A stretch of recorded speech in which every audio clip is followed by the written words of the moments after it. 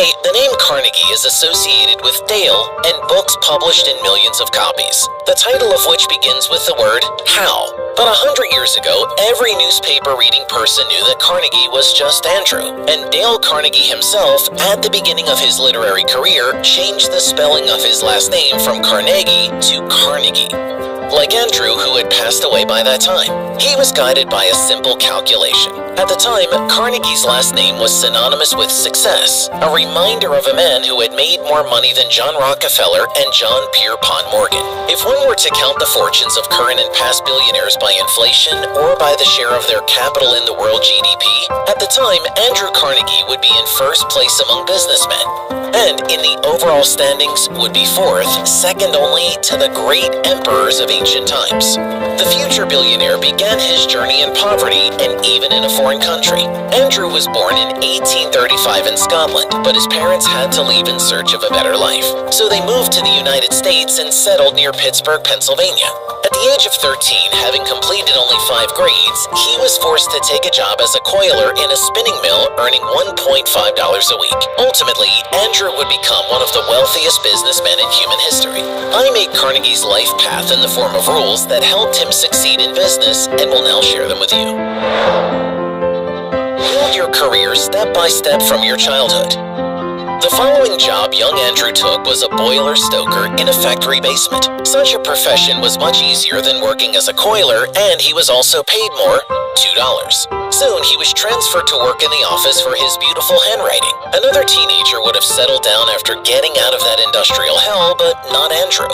He then left the quiet office paradise to work as a street messenger. However, it was in the telegraph. In those years, the telegraph, whose commercial use did not begin until 1837, was the latest technology, opening up unprecedented horizons. This made him the personal telegrapher for Thomas Scott, the local branch manager of the Pennsylvania Railroad Company, and he was already getting $35 a month for the job. He was only 18 years old, and within 5 years, he had raised his original salary 30 times. And just as importantly, made friends with his supervisor, Thomas Scott, who eventually became his business partner.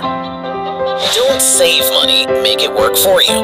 The average 18-year-old boy like Carnegie would have had 2 options: to spend his paycheck on entertainment in his spare time or to save money. But Andrew chose the third option. He invested the money in stocks. Carnegie was already buying new shares only on the dividends from the previous ones. It seems that the take-it-or-leave-it principle was not about him.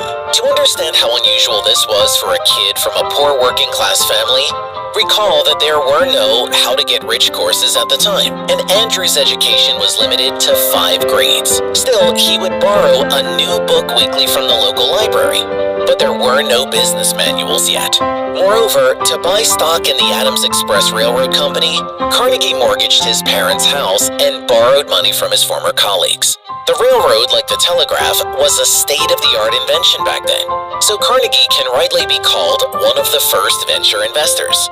And his calculations were justified. In a year and a half, $50,000 invested in shares turned into $630,000. And Carnegie went on buying up shares of railroads, bridge building, and oil companies. Interestingly, Carnegie was already buying new shares only on the dividends from the previous ones. It seems that the take-it-or-leave-it principle was not about him. When investing, look for new niches and combine risk and calculation. By buying shares of bridge-building companies, Carnegie could be guided by accurate foresight and even calculation. The U.S. was developing practically from scratch and therefore required infrastructure construction. On the other hand, the search for oil was a venture capital business at the time. Carnegie was buying plots of land in the most abandoned parts of the country, guided only by residents' tales of where oil could be found. Sometimes he was lucky and sometimes he was not. Carnegie could not sell the plots he bought, but never got the black gold from them, with a total area of 20,000 hectares for 30 years. Still, the oil-bearing site he bought for $40,000 gave Carnegie an annual income of $1 million in 10 years and was valued at $5 million. Find motivation for $2.50. At the dawn of his career, Carnegie received a $2.50 bonus. He gave this money to his parents to support his family. He later said, No subsequent victory and recognition thrilled me more than this one. Back then, I felt like I was in heaven. From that moment on, Carnegie realized he wanted to become rich, but not for himself. He dreamed of money for his parents to live a decent life. Once Carnegie found motivation, his enthusiasm and performance began to experience an incredible boost. He didn't have enough incentive to help himself, but he was motivated to do everything for someone else. So, whether you're doing it for your parents, your children, or to help people who don't even know your name, there has to be a constant incentive in your mind to help you cope with the inevitable challenges on your path to success. Follow the rule of 9/10. This story changed the entire course of Carnegie's life. It is about an elderly man whose life was full of tragic events. People in town pitied him, but the old man replied, "Yes, my friends, everything you say is true. I have lived a long life full of misery. But there is one curious fact. 9/10 of my troubles were not really there." Carnegie understood from that story that most of the problems and doubts that trouble us don't really exist. Our brain has a tendency to imagine the worst options and act accordingly. But in fact, most of the imagined negative scenarios never materialize. And even when they do, things don't actually turn out as bad as they seemed before. By reminding himself of the rule of 9/10, Carnegie freed himself from the fear of the unknown and was able to take the risks necessary to achieve significant success. Step out of the shadows. One afternoon, a young man walked into Carnegie's office to interview him and ask questions about his success. Carnegie could have told the young man about his journey from poverty to wealth and his intense business relationship with John Rockefeller.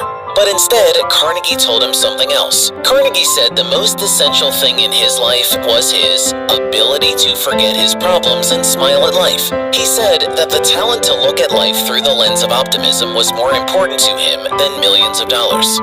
Young people should know they can develop this. The mind, like the body, can be moved from shadow to light, Carnegie said. This is also true in business. Being free from the oppression of the negative perception of life, Carnegie could concentrate on the good things, quickly recover from failures, and find opportunities where others could not. The key to success. One of the most valuable resources in a person's life is, of course, experience. This thing is priceless, but few can adequately use it. The rules of life which helped Andrew Carnegie to become rich can bring a massive amount of money in your life. The main thing is to believe and not be afraid to act. I am sure